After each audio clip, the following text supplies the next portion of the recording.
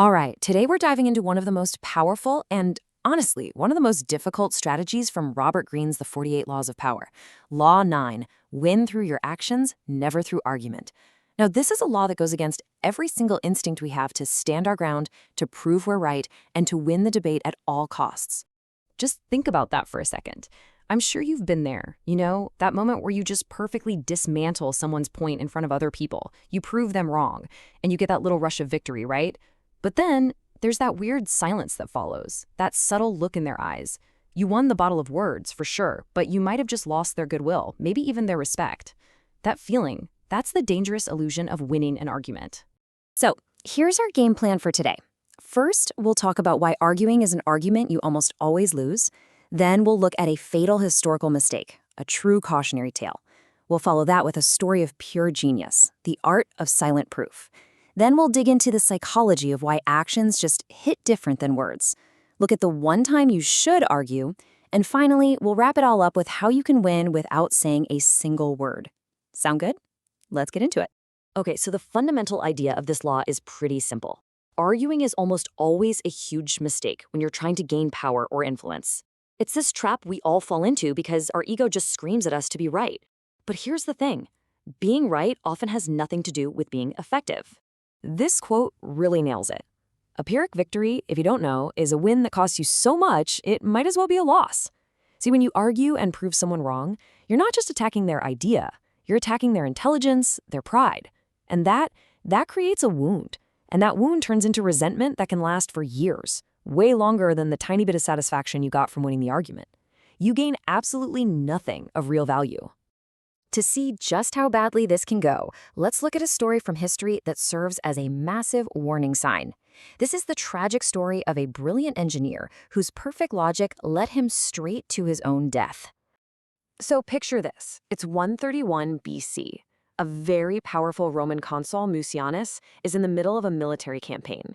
He needs a huge battering ram, and he knows exactly what he wants for it, the larger of two shipmasts he'd seen in Athens. So he sends his soldiers to a top military engineer with a very direct, very clear order. Simple enough, right? Well, this is where it all goes sideways. The engineer, being an expert, knew that the smaller mast would actually be way better. It'd be easier to handle, and it would deliver a much sharper blow. He didn't just disagree. He argued. He laid out diagrams, he explained the physics. He tried to win with logic. But Mucianus, miles away, just sent back the same order. I want the larger one. The engineer, though, he just couldn't let it go. He was so convinced he was right that he ignored the order and sent the smaller mast anyway. So let's really break this down. The engineer's mistake wasn't his engineering. His logic was flawless. His mistake was a total failure to understand power and human nature. By arguing with his boss, he was basically calling Mucianus an idiot. By insisting on his own brilliance, he deeply offended the consul's pride. You see, he won the intellectual point, but he created this burning resentment that ended up costing him his life. Mucianus had him flogged to death. This story is just a brutal reminder that in the real world, being right is often way less important than managing egos and respecting the chain of command.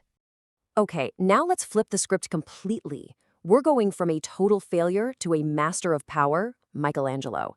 He understood this law on a whole other level, and he shows us how to win without ever getting into an argument in the first place. So imagine this scene. Michelangelo has just finished his absolute masterpiece, the Statue of David. Piero Soderini, who's basically the mayor of Florence and the guy paying for the whole thing, comes to take a look.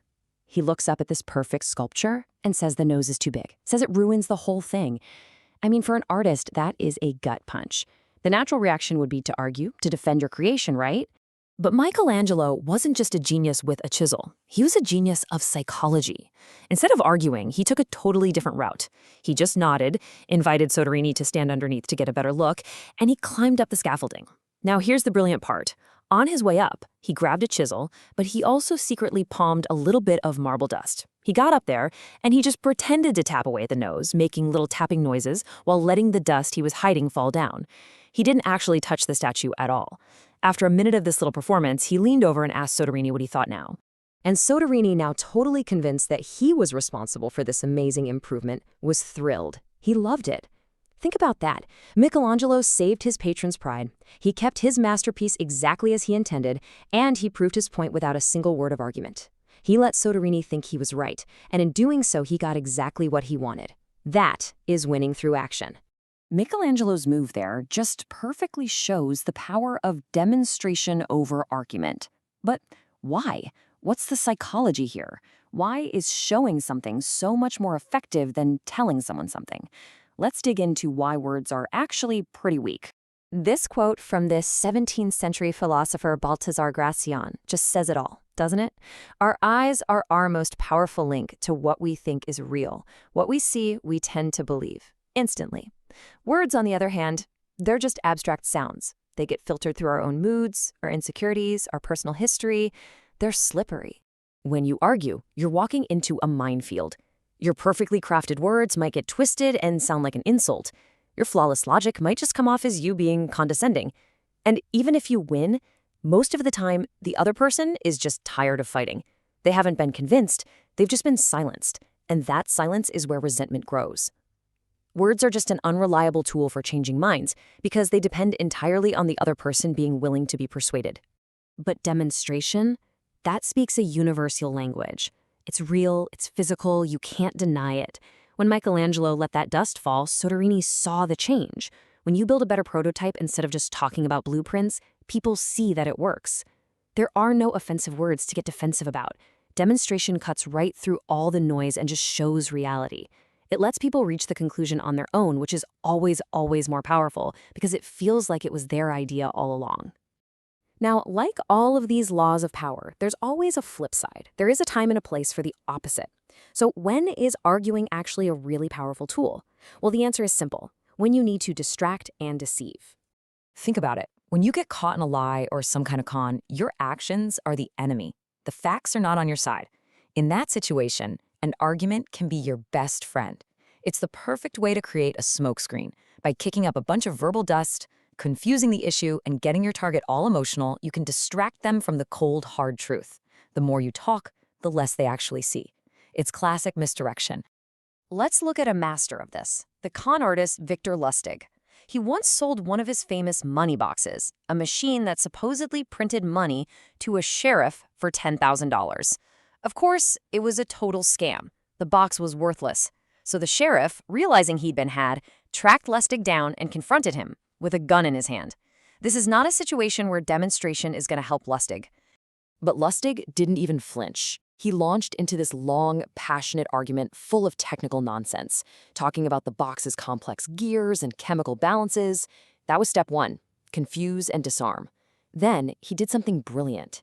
He acted offended and said, "Look, I'll give you your money back right now, but I'll also come all the way out to Oklahoma with written instructions to make sure it's working properly for you." This was step two, a generous offer that preyed on the sheriff's tiny hope that maybe he wasn't a total fool. The mix of the confusing argument and the disarming offer completely scrambled the sheriff's brain. He put his gun away, took a $100 bill from Lustig for his troubles, and left. The argument was pure theater, a total smokescreen, and it worked perfectly.